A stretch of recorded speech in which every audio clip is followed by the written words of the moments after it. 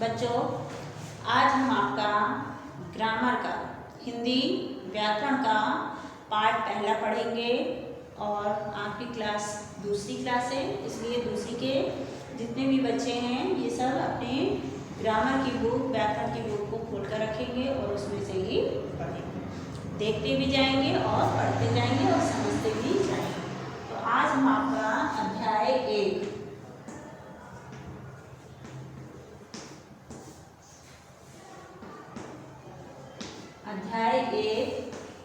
भाषा,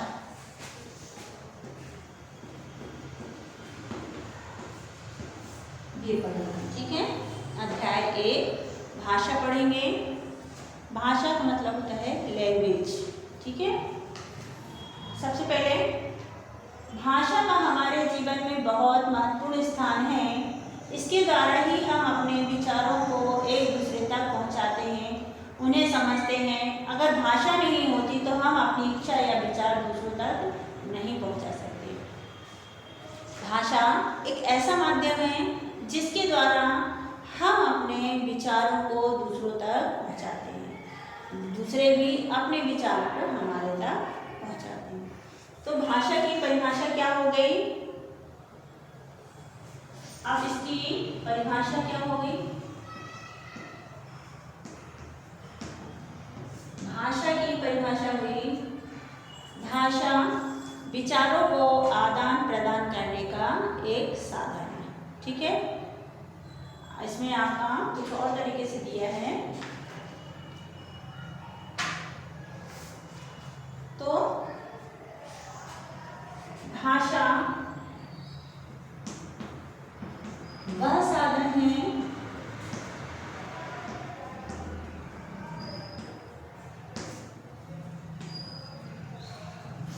जिसके द्वारा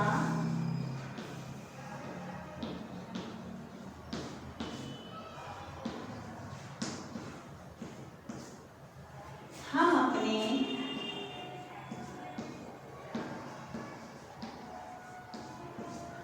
विचारों को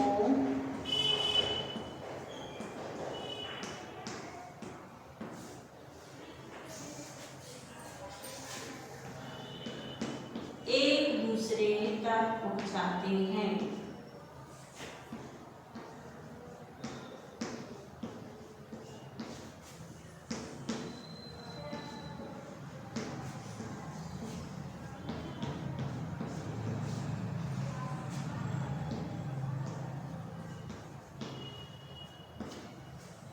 ठीक है, भाषा की क्या परिभाषा हो गई? भाषा वह साधन है जिसके द्वारा हम अपने विचारों को एक दूसरे तक पहुंचाते हैं। इसमें देखिए चित्र में दिया है, रोहित तुमने तो बहुत अच्छी पोशाक पहन रखी है। राघव, मुझे ये पोशाक मेरे जन्मदिन पर मेरे पिताजी ने दी थी। देखिए यहाँ पर ये बोल रहा है और पूछ रहा है, एक पूछ रहा है दूसरा बता रहा है। राघव को रोहित की पोशाक अच्छी लगी, उसने उसकी प्रशंसा की। क्या करी? तारीफ करी। राघव ने बोलकर पोशाक की प्रशंसा करी, बोलकर, यानी उसने बोला तुम्हारी ड्रेस क्या है, बहुत अच्छी है। इसके बाद रोहित ने सुना और उस प्रशंसा को उसने सुन लिया। अपनी बात कहना और दूसरों की बात समझना ही भाषा है। अपनी बात यानी हम जो कहना चाहते हैं और सामने वाला उस चीज़ को समझे, वही भाषा है। अब इसमें आपको भाषा के प्रकार बताया गया है। भाषा के प्रकार,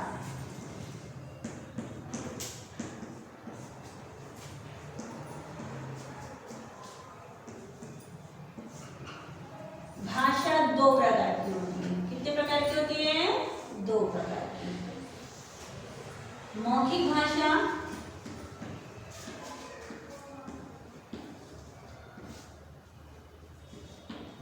और लिखित भाषा।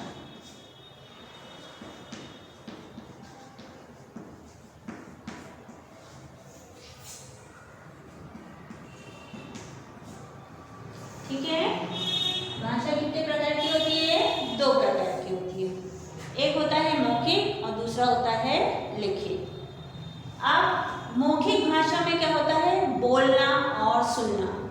हम बोल रहे हैं और आप सुन रहे हैं तो ये हुआ मौखिक भाषा। इसकी डेफिनेशन कह सकते हैं हम, जब हम बोलकर अपनी बात दूसरों को बताते हैं तथा दूसरा व्यक्ति हमारे विचारों को सुनकर समझता है तो मौखिक भाषा कहते हैं, उसे हम मौखिक भाषा कहते हैं। समझ में आया? हम बोलकर अपनी बात आपको बता रहे हैं और आप क्या कर रहे हैं, उसको सुनकर समझ रहे हैं। क्या कर रहे हैं? सुनकर समझ रहे हैं, तो ये कहलाता है मौखिक भाषा। तो मौखिक भाषा में बोलना और सुनना आएगा, बोलना और सुनना। कोई बोल रहा है और दूसरा सुन रहा है तो इसमें किसमें आएगा? ये मौखिक भाषा में। लिखित भाषा में क्या आएगा? लिखना और पढ़ना। इसमें आएगा लिखना और पढ़ना।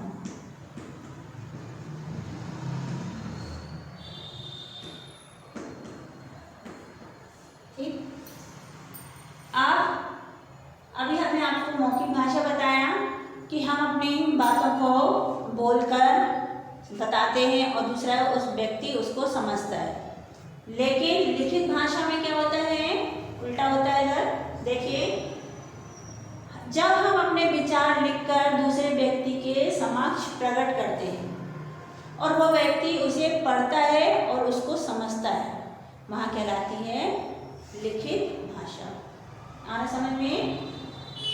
जिस प्रकार से उदाहरण से समझ लीजिए, ये चीज़ हमने आपको लिख के बताया, आपने पढ़ा और उस चीज़ को समझा, तो ये क्या हुई? लिखित भाषा।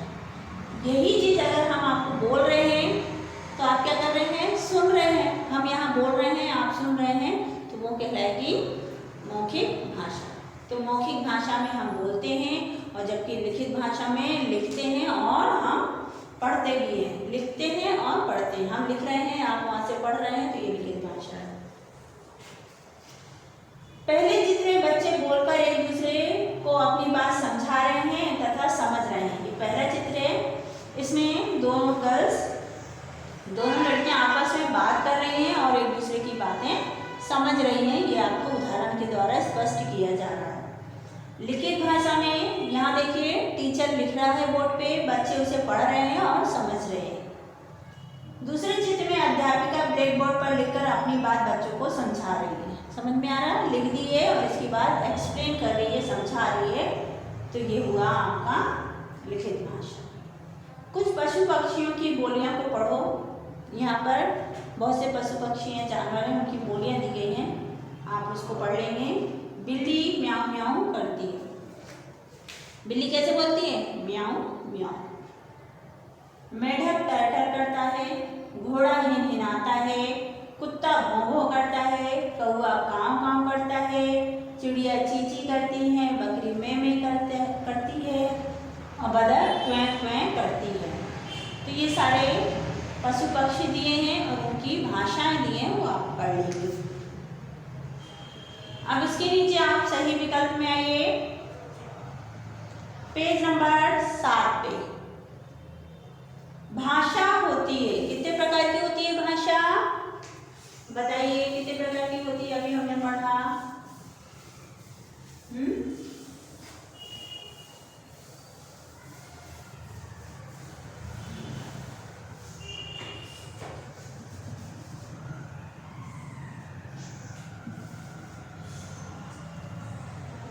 भाषा कितने प्रकार की होती है? 4 प्रकार की या 2 प्रकार की? तो 2 प्रकार की।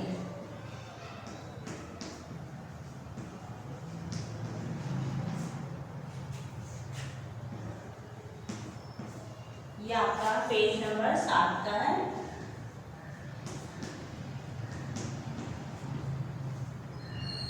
फर्स्ट वाला।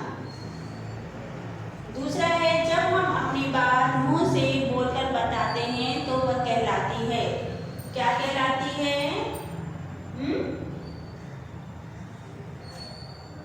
ये पहले का और ये खा। मौखिक भाषा क्या कहलाता है?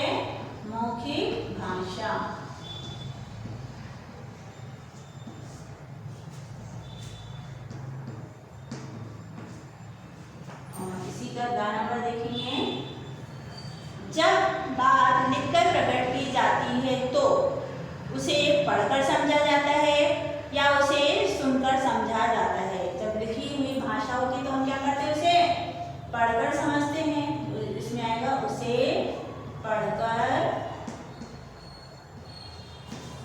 समझा जाता है।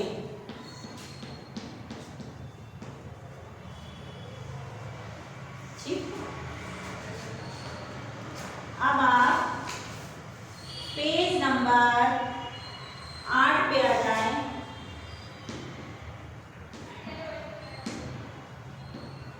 और इसका सेकंड है क्वेश्चन नंबर 2।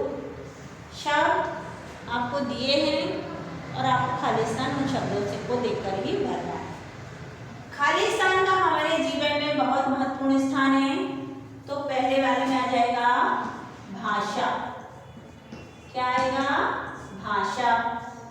भाषा खालिस्तान प्रकार की होती है 2। कितने प्रकार की होती है, 2। विचारों को खालिस्तान समझना मौखिक भाषा कहलाती है। क्या आएगा इसमें, सुनकर।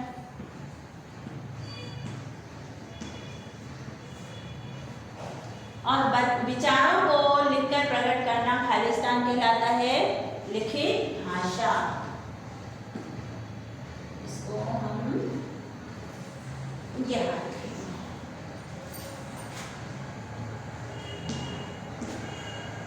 लिखिए। ठीक, ये आपके खालिस्तान हो गए। इसके बाद मौखिक प्रश्न दिए हैं। किसके द्वारा हम अपने विचारों को एक दूसरे तक पहुंचाते हैं? किसके द्वारा? तो भाषा के द्वारा। इसके बाद बिल्ली कैसी आवाज निकालती है? म्याऊं म्याऊं। कैसे निकालती है? म्याऊं म्याऊं। इसके बाद ये आपको छोड़ देना है, भाषा क्या है और भाषा के दोनों प्रकार लिखिए, इसको छोड़ देना है आपको। इसके बाद रचनात्मक कौशल में दिया है, चित्र में बच्चे अपनी बात कैसे समझा रहे हैं तथा कैसे दूसरों की बात समझ रहे हैं, ये बताना है आपको। ठीक है ना।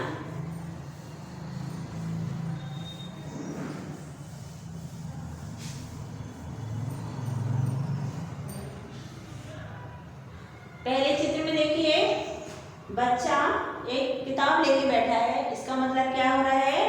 पहले में आएगा पढ़कर। दूसरा, एक लड़की है जो कि हाथ में माइक ली है। इसका मतलब क्या होगा? बोलकर। और अगला जो है, एक अध्यापिका है, बोर्ड पर वो लिखकर समझा रही है।